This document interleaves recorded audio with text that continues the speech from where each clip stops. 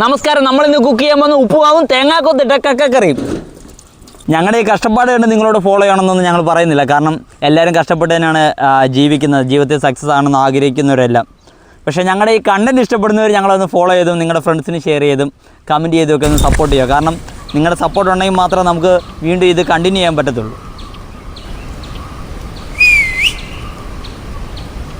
അടുപ്പ് കത്തിക്കാം. ഈ വെളിച്ചെണ്ണ ആദ്യം ഒഴിക്കാം. കടുക്, കൊച്ചുള്ളി, വറ്റൽമുളക്, തേങ്ങാക്കൊത്ത്, സവാള അരിഞ്ഞത്, ആവശ്യത്തിന് ഉപ്പ്, തക്കാളി, ഇഞ്ചി വെളുത്തുള്ളി ചതച്ചത്, ലേശം മഞ്ഞൾപ്പൊടി, കാശ്മീരി ചില്ലി, മല്ലിപ്പൊടി, തേങ്ങ അരച്ചുകൊണ്ട് വന്നിട്ട് അത് ഒഴിക്കാം.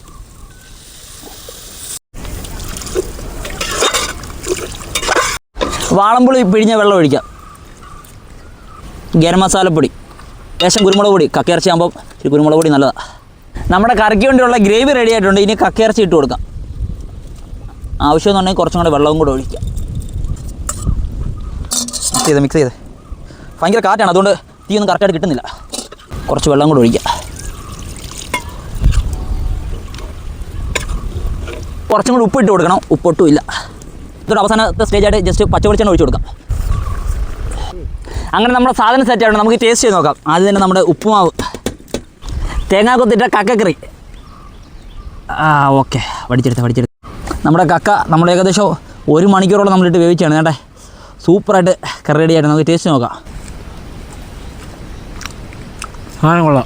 കൊള്ളാമല്ലേ, ഗിടി. ഉപ്പുമാവ് കൂട്ടി ഒന്ന് കഴിച്ചോ കൂടെ, നല്ല ചൂടുണ്ട്.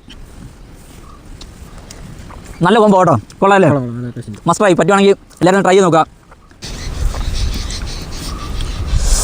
നല്ല ഗ്രേവി കേട്ടോ,